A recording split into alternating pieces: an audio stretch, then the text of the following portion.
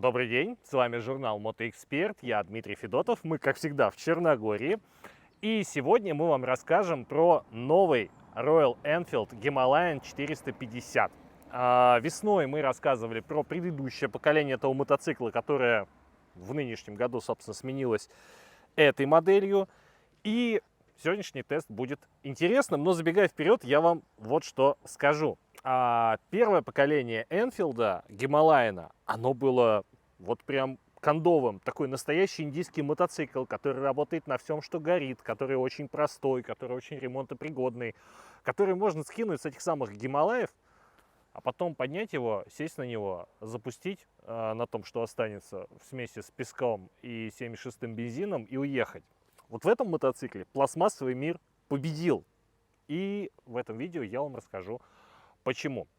Но перед тем, как мы начнем, я хочу сказать спасибо компании Wild Sherpas, которая организует туры на этих мотоциклах по Черногории. Как это все выглядит? Вы бронируете тур, приезжаете в Черногорию, вас представители этой компании встречают прямо с самолета, сажают на мотоцикл и на 3 дня в среднем, можно больше, можно меньше, вы отправляетесь с опытными гидами этой компании по Черногории, по маршрутам, которые они разработали, и это очень хорошая возможность увидеть эту страну изнутри, увидеть те места, куда вы без гида не доедете, полазить по бездорожью, покататься на этих мотоциклах. Есть новые, есть предыдущие, это отличная возможность сравнить вообще два этих подхода и два абсолютных разных поколения, два абсолютных разных мотоцикла.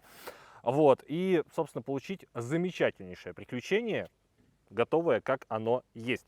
Ссылочку на компанию Wild Sherpas я оставлю в описании к этому видео. Мотоцикл у нас очень сильно поменялся снаружи. То есть кажется, что он узнаваемый, кажется, что похожий вот такой вот немножко кургузый армейский силуэт. Сохранились вот эти вот характерные передние дуги, они же кронштейны для боковых сумочек, для запасных покрышек, для каких-то ваших вещей, для канистр. Дуги, нарисованные Пьером Тербланшем, они немножко видоизменились, но сама концепция здесь осталась, и дуги смыкаются здесь в центре у кронштейна, который выполняет роль паука.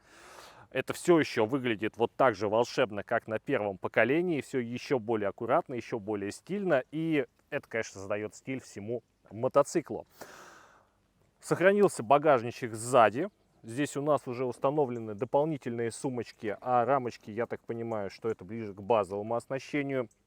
Сумки опциональные мягкие, кронштейн для сумки на бак магнитный тоже опциональный, это все дополнительные аксессуары.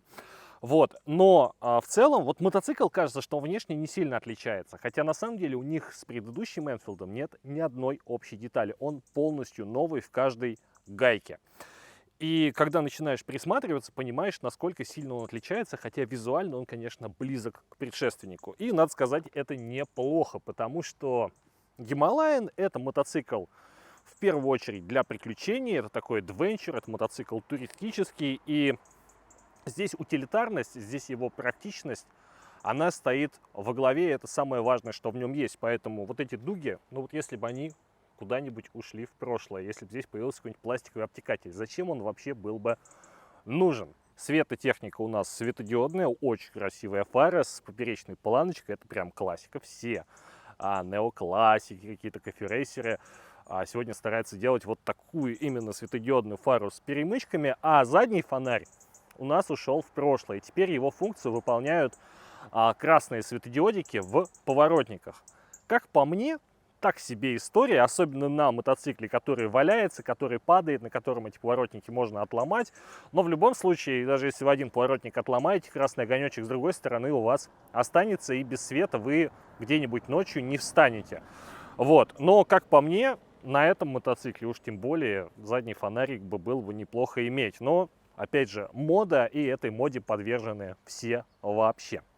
Вообще мне хочется вот что сказать про компанию Royal Enfield. Они в последние годы прям стреляют новыми моделями, одна интереснее другой, и все это выглядит совершенно волшебно. Они очень интересные, они очень хорошо сделаны, они очень хорошо выглядят. Вот. И это, конечно, может вызвать некоторую эйфорию у людей, которые хотят себе купить Royal Enfield. Но лет 10 назад Энфилды, если я правильно помню, продавала мотоклассика, был большой красивый салон на Яузе, а потом его не стало, и все владельцы Энфилдов остались без сервиса, без запчастей.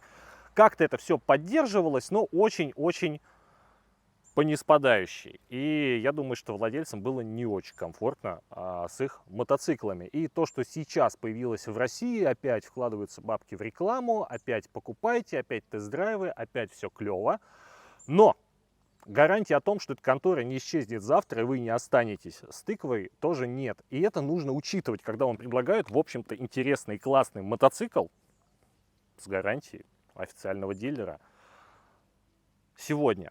Но что будет завтра, мы не знаем. Поэтому люди, которые сейчас прям выбирают эти мотоциклы, если вы выбираете какую-нибудь Honda, на которой запчасти все равно будут всегда и везде, и вы всегда найдете человека, который сможет ее починить, и всегда найдете миллион альтернативных расходников. Если вы выбираете Enfield, вот это нужно учитывать. Это не минус. То есть, может быть, все будет хорошо, а может быть и нет. И такая вероятность есть. Ее нужно понимать и оставлять в голове. В остальном сегодня, вот сейчас, все супер, классно, интересно, отлично. Шасси. Шасси Энфилда тоже полностью новое. В его основе лежит стальная трубчатая рама. Вот можно увидеть, где она идет. Вот сверху она заканчивается. Дальше у нас мотор как часть силовой структуры рамы. Подрамник стальной, отдельной деталью прикручен. И стальной же маятник. Выглядит все довольно интересно. К качеству сварных швов есть вопросы, а скорее не качество, а тому, как они выглядят, потому что они не супер аккуратные. То есть на тех же баджаджах сварные швы можно вырезать и вставлять в рамочку, как эталон того, как должна выглядеть сварка. Вот здесь такой аккуратности нет. Здесь варил робот, видно, варил старательно, но немножко грязновато. Немножко видно, что люди пытались сделать бюджетный аппарат. При этом разработкой шасси этого мотоцикла занимались не индусы. Ей занимались специалисты из Harris Performance, которую компания Royal Enfield купила. То есть это были спортивные инженеры, которые делали гоночные мотоциклы для самых разных дисциплин. И они же разрабатывали этот мотоцикл на основе своего опыта. И поэтому, забегая вперед, скажу, что по тому, как этот мотоцикл рулится, по тому, насколько он послушный, насколько он стабильный, насколько он контролируемый, это прям огромный шаг вперед по сравнению с предшественником. Потому что, если вы помните прошлое видео, на прошлое поколение, тест прошлого поколения Himalayan, я очень ругался на то, как он поворачивает, и на то, как он вообще управляется. Вот от этого не осталось и следа. Здесь совершенно вменяемое шасси. К нему тоже есть вопросы, но в целом оно сделало огромный шаг вперед, а то и несколько шагов. Что касается задней подвески, то здесь у нас стальной маятник, который работает с моноамортизатором от компании Showa. И работает он не просто так, а через довольно сложные рычаги прогрессивной характеристики. То есть сам маятник крепится довольно высоко вот в этой точке. Это ось качения маятника.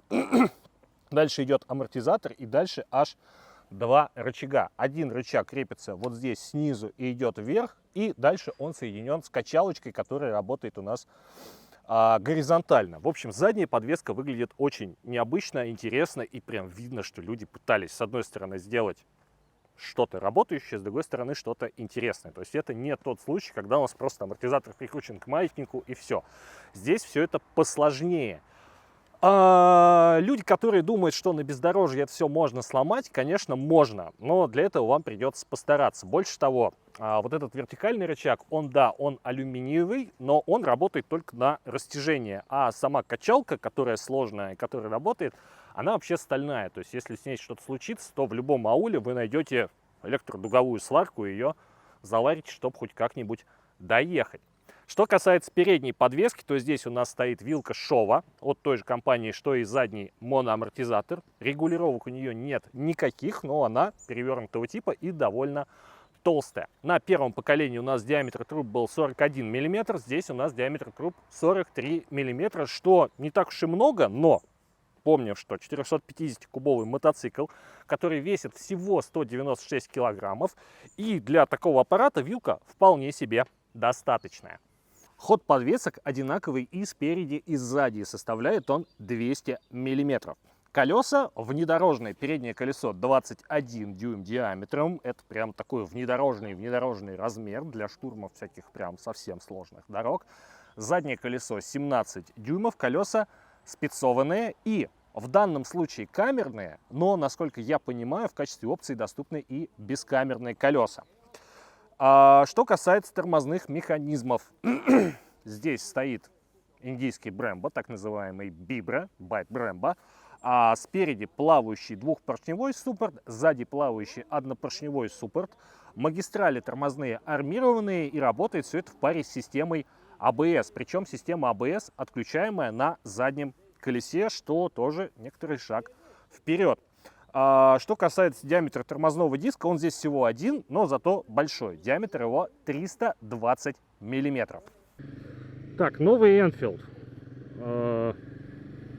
Он правда новый, он совсем новый, он совсем другой. Он принципиально отличается. И он выглядит как нормальный мотоцикл, как хороший мотоцикл, как современный мотоцикл. Он приятный. Он не ощущается тяжелым, он довольно легенький, то есть по цифрам-то почти 200 килограмм. Центр тяжести низенький, и он послушный. Мне нравится все. Вот единственное, есть немножко ощущение, что жопа как будто чуть-чуть запаздывает за всем остальным мотоциклом. Заднее колесо как будто вот чуть-чуть оно позже начинает и чуточку позже продолжает, пока ты уже в обратную сторону поднимаешься. Но шасси классное, подвески прям плотные, упругие. И на асфальте может показаться, что даже немножко жестковато. Но когда речь заходит про оффроуд, про грунтовки, про пересеченную местность, это наоборот здорово, потому что ничего не пробивает.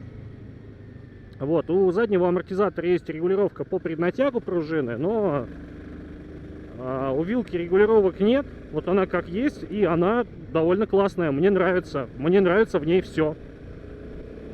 И переднее колесо ты чувствуешь, и он не сильно клюет при торможении. Тормозов тут, правда, не очень много. Сразу скажем, что надо прям поинтенсивнее давить. Все-таки один тормозной диск. И я не скажу, что тормозов мало, но не надо ждать от них каких-то чудес. Вот. На 450-м Safe Moto, который прям вот прямой конкурент Enfield, больше тормозов, лучше шасси. И вот на асфальте Safe Moto лучше во всем. А Enfield в теории должен быть лучше на оффроуде. Вот он такой более внедорожный. Но главное в этом мотоцикле это, конечно же, мотор. Первый в истории компании Royal Enfield с жидкостным охлаждением. И вообще, рассказывая про этот мотор, нужно сказать, что люди обычно у нас, зрители, очень многие ругаются про то, что все становится одноразовым, все становится неремонтопригодным, все становится сложным. И люди пишут в комментариях: черт подери, я хочу мотоцикл, который я могу купить на 30 лет, который я могу починить у себя в гараже, который простой и который очень сложно сломать. Вот прошлый Enfield был таким. Новый энфилдовский мотор, который называется Sherpa, увы и ах. 452 кубических сантиметра, один цилиндр, 2 распредвала, 4 клапана на цилиндр. Выдает он 40 лошадиных сил на 8000 оборотов и 40 ньютон-метров чуточку пораньше. Самое главное, что вам нужно знать про этот мотор: покрытие цилиндра никосиловое. То есть, что это значит? Это значит, что с одной стороны никосил нам дает очень низкое трение, очень высокую износостойкость. Все это классно работает до того момента, пока не выработается. А когда это выработается, когда у вас цилиндр все-таки станет овальным и ваше никосиловое покрытие потрется, сделать с этим будет ничего нельзя, и придется менять цилиндр. Благо здесь он отдельно изготовлен, не заодно с картером. То есть вот эта деталь у нас отправится в помойку, и за много-много денег вы купите новый цилиндр, новый поршень и получите новый мотор. Но расточить эту историю будет уже невозможно. Что касается дизайна этого мотора, он красивый.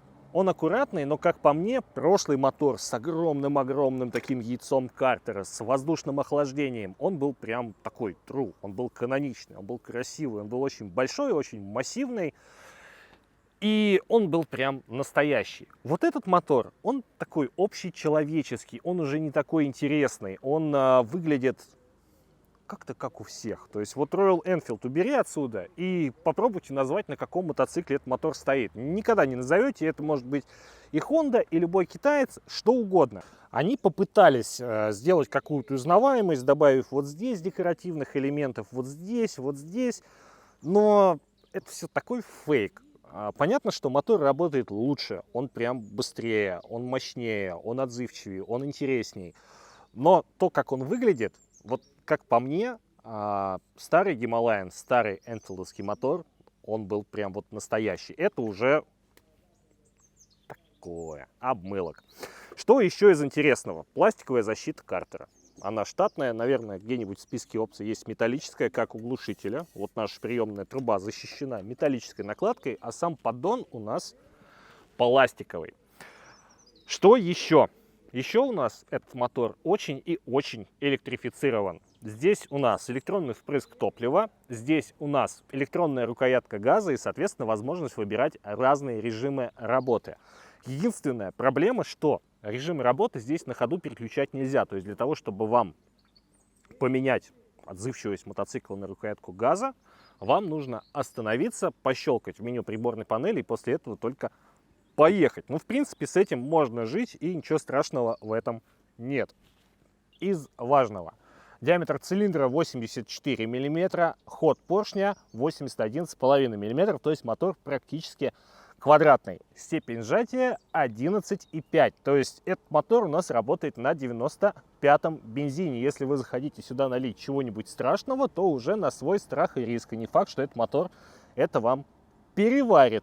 Коробка передач шестиступенчатая, сцепление многодисковое, в масляной ванне, и система смазки двигателя здесь с полусухим картером. То есть я так понимаю, что он все-таки сухой, но маслобак этого двигателя расположен в самом поддоне. И что мне больше нравится у Энфилда, опять же, применительно к оффроуду, это мотор, потому что на CF Moto мотор замечательный, великолепный, но он верховой, он рассчитан все-таки на больше ориентирован на скорость, на шоссе, и он хорошо работает на верхах. У Энфилда обратная история, у него мотор на верхах, он немножко есть, но все-таки меньше, чем у CF Moto. Зато внизу, смотрите, шестая передача, 2000 оборотов, мы едем в гору немножко, и он набирает с 2000, с 3 продолжается ускорение, дальше едем, и на 5000, на 5,5 у него пик крутящего момента. То есть у него середина, но я повторюсь, ехать можно уже, ну, с 2,5, давайте с 2,5, с 3, чтобы совсем не это. У CF Moto, у 450, у него меньше там мотора в этом диапазоне, больше сверху. Вот. Вот в плане мотора, да, с мотором получилось, с мотором прикольно, с мотором классно, но с одной маленькой поправочкой. С одной маленькой поправочкой. Этот мотор очень электронный. Так, Mod Change Denied. Retry in next injection cycle. То есть нам, чтобы переключить режим работы мотора, нам надо еще его заглушить. Так, включаем. Performance ABS on. Какая кнопочка прикольная. Я очень люблю одноцилиндровые моторы. Мне нравится, как они работают на низах. Вот. И Энфилд, конечно, он хорош. То есть вот с 3 уже есть мотор. Классно. Молодцы. Что не нравится? Не нравится только одна вещь в этом моторе. И угадайте с 3 раз какая. Вибрации. То есть когда ты едешь на маленьких оборотах, 3,5, они больше пульсации. Они не раздражают, ты чувствуешь мотоцикл. Но 1000 к 7 оборотам зудит все. Он реально очень зудит. И прям неприятно, раздражает. И эти вибрации на подножках, на седле, на руле. И нужно прям мучиться. Вот, то есть этот мотоцикл, он вот для таких дорог медленных, размеренных, без больших скоростей, и тогда ты получаешь удовольствие. А по шоссе на нем надо потерпеть. Это прям проблема, это немножко раздражает, честно говоря. Вот, еще у него очень приятный звук. У него такой маленький глушитель, там маленькая-маленькая баночка из нержавейки, но звучит он, надо сказать, благородно.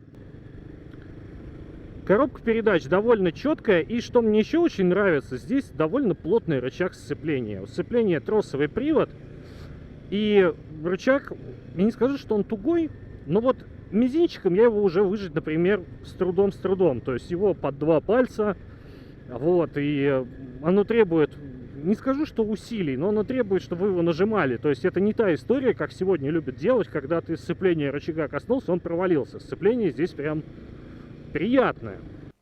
Что еще? Еще здесь из интересного то, что мотоцикл очень и очень низкий, потому что прошлый Enfield, он все-таки был повыше. Он был очень худой, очень тощий, очень узкий, но все-таки он был повыше. Здесь прям бросается в глаза, что мотоцикл низкий. А почему он низкий? А низкий он потому, что здесь регулируется высота седла. Больше того, в качестве опции Enfield предлагает новый Himalayan еще и с низким седлом. И поэтому у нас здесь получается возможность выбора целых 4 высот по седлу. Так, чтобы не ошибиться, высокое седло это 845 мм в верхнем положении и 825 в нижнем положении. Низкое седло это 825 в верхнем положении и 805 в самом нижнем положении. А с учетом того, что мотоцикл имеет довольно низкий центр тяжести и довольно узкую талию, ездить на нем могут люди и среднего роста, и даже ниже среднего роста. И это, конечно, очень клево, то, что они подумали об этом. Я понимаю, что у них очень важный рынок. Это не только Европа, не только Америка, но и какая-нибудь Юго-Восточная Азия, где пилоты, надо сказать, они как минимум среднего роста, и им должно быть удобно. Но они это все прям продумали, и это приятно. Кстати, еще и, я так понимаю, что низкое седло, вот высокое седло это 2 отдельных седла, а низкое идет как бы одной деталью. Приборная панель полностью цифровая, каких-то отдельных контрольных ламп здесь нет. Это круглое блюдце диаметром 4 дюйма, цветное, полностью анимированное, нарисованное. Тахометр во весь экран, маленький спидометр, и в целом приборка довольно информативная, потому что здесь счетчики пробега, время, температура за бортом, я надеюсь, указатель уровня топлива и контрольные индикаторы, которые как бы встроены внутрь. Больше того, здесь мы можем еще и лазить по меню приборной панели, потому что у нас есть джойстик. Что нам этот джойстик показывает? Запас хода 313 километров, бак почти полный, бак здесь 17 литров, расход топлива в литрах на километр, индикация заряда батареи, межсервисные интервалы, показывают, когда пора на сервис и сколько дней назад был сделан последний сервис, температура двигателя, причем здесь такая шкала, как бы несколько, 4 кубика, от 60 до 120 градусов. Не знаю, довольно сомнительно в плане того, как это нарисовано в плане дизайна, но допустим, пользоваться этим можно, наверняка работает. И правая клавиша на пульте. Пульты, кстати, тоже довольно необычные, они здесь новые, они здесь прям классные, интересные. Мне очень нравится, как реализована клавиша запуска двигателя. Влево стартер, вправо kill-switch, и это все вот один ползунок. И справа у нас клавиш, который переключает режимы работы мотора. Их здесь 2, но они пытались сделать из них 4. Есть перформанс, это самый отзывчивый, самый острый режим, и у него есть 2 подрежима, ABS Off и ABS On. То есть мы можем в режиме перформанс отключить ABS на заднем колесе. И то же самое есть у режима Eco, который более флегматичный, более спокойный, и также мы можем работать с полностью включенным ABS, либо с отключенным ABS сзади. Но самое главное, конечно, это то, что на экран приборной панели мы можем выводить навигацию. И не абы какую, а от Google Maps. То есть это будет качественная, хорошая карта. Разумеется, для этого приборную панель нужно синхронизировать с телефоном по беспроводной связи. Что касается посадки. Вот я здесь сижу. Я большой, 195 сантиметров во мне. Сейчас мотоцикл на центральной подставке, и вот ногой я дотягиваюсь с трудом. Но Если мы его с центральной подставки снимем, то окажется, что он прям низкий-низкий, при том, что сиденье здесь высокое в нижнем положении. Сложно, но это 825 миллиметров от земли. Руль широкий, руль классный, руль еще и с переменным сечением. У основания он более широкий, у законцовок он более узкий. Мотоцикл, вот у него талия узкая, но сам бак довольно широкий, то есть за ним получается даже немножко спрятаться, половина коленок за ним скрывается, и ноги не слишком сильно сжаты в коленях, то есть далеко на нем ездить можно. Что у меня здесь вызывает некоторые сомнения? Некоторые сомнения у меня здесь вызывает совсем уж маленькое ветровое стекло, то есть это прям бикини, это не высокая лопата. Окей, может быть на мотоцикле внедорожном, на мотоцикле прям адвенчере совсем вот эта высокая лопата не нужна, но все-таки от этого класса ты ждешь стеклышко минимум вдвое больше, потому что это совсем что-то коферейсерное, совсем смешное. Понятно, что его можно поменять недолго, но почему об этом не подумали сразу, для меня загадка. Может быть, они вообще руководствовались тем, что он в коробку лучше влезал, не знаю. Но эту штуку, ее нужно сразу открутить и заменить чем-то более высоким. Повторюсь, вид руля мне очень нравится. Это прям волшебно, это необычно, это узнаваемо и классно, что они до этого додумались. Но есть одна вещь, которая меня просто бесит. Я не могу здесь нормально сидеть, потому что кронштейн левой подножки, он какой-то совершенно дикий. Они ее вынесли сильнее влево. И болт, к которому она крепится, еще имеет вот эта сама шайба, через которую он притягивается, она какая-то прям очень большая. И у меня мотоциклетная обувь с мягкими боковинами такая, ботиночки легкие, прогулочные, пусть и мотоциклетные. И у меня этот болт прям впивается в лодыжку. Супер неудобно, некомфортно, и постоянно приходится искать какое-то удобное положение для ноги. Я себе уже набил шишку там, просто раздражает ужасно, не понимаю, почему они это не продумали. Но если вы ездите в жестких мотоботах, в высоких, во внедорожных, вы это не почувствуете. А если вы, как я, любите ездить в легкой обуви, будете страдать. И, кстати, у него довольно большой угол поворота руля, что тоже не может не радовать. Это классно для бездорожья, для всяких путешествий по сложным участкам, по узким дорожкам, когда вам надо мотоцикл развернуть, когда вам надо куда-то камень какой-то в тесных условиях объехать по какой-нибудь узенькой тропе. Вот там этот угол поворота руля вам очень пригодится. Вот. Ну и что еще? Ветрозащита никакущая. Ветрозащита отсутствует. Ветрозащита, ну опять же как бы, да, мы понимаем, что этот мотоцикл не ориентирован на шоссе, на путешествие по асфальту, где вам важно, чтобы вас не обдувало сильно. А когда вы где-нибудь копаетесь и шевелитесь, и активно, и вам жарко, то то, что вас обдувает, это неплохо. Но все равно даже эта форточка, это очень мало. Она не работает никак. Она от ветра защищает разве что приборную панель. Royal Enfield Himalayan 450 New. Подводя итог, что можно сказать про этот мотоцикл? Стал ли он лучше в сравнении с предшественником? Безусловно, он стал мощнее, он стал интереснее, он стал отзывчивее, резвее, послушнее, безопаснее. И выглядит он более интересно, потому что все эти светодиодные фары, светодиодные огонечки, виртуальные комбинации приборов, весь этот функционал, конечно, это тоже работает ему во благо. Но главная фишка прошлого поколения Himalayan была вовсе не в его технологичности, не в его дизайне. Его главная фишка была в том, что он мог работать на топливе любого качества, он был максимально простой, максимально примитивный. Это был такой автомат Калашникова в мире мотоциклов туристических. С точки зрения вот этой кондовости у него альтернативы просто не было. И конкурентов у него навалом, то есть тот же 390-й KTM Adventure, 310-й Гусь. Много-много, почти у всех производителей есть мотоциклы Adventure в этом маленьком классе. Но вот Enfield был очень особенный, он был очень самостоятельный, он был ни на кого не похож. И если вам нужен был мотоцикл, чтобы отправиться покорять Афганистан, вам нужен был Enfield, и ничего близко к нему не было. Так вот, новое поколение Himalayan — это мотоцикл, который пошел на чужую поляну. Да, он стал интереснее, он стал быстрее, но он стал и капризней. То есть этот мотоцикл с некосиловым жидкостным мотором, с кучей проводов, с кучей электроники, со светодиодными лампочками, которые вы не поменяете где-нибудь ночью на трассе.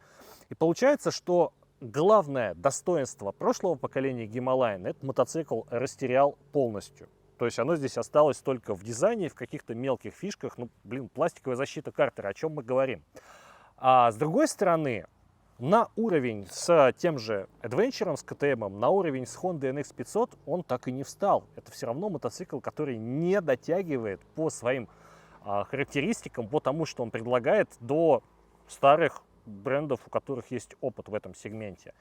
И поэтому у меня ощущение двойственное. Понравился ли мотоцикл? Да, безусловно, понравился. Но вот это его главное достоинство, оно осталось в прошлом. Поэтому пока не поздно, можете купить себе предыдущее поколение Гималайна, если вам нужен именно такой мотоцикл. Новый, все-таки более гендерно-нейтральный, скажем так. На этом все. Спасибо компании Wild Sherpas за возможность познакомиться с этим мотоциклом. Ссылочку на нее оставлю в описании. Спасибо компании Rolling Moto за экипировку. Подписывайтесь на наш канал, ставьте лайки и не забывайте оставлять комментарии. С вами был Дмитрий Федотов и журнал Мотоэксперт. До скорого!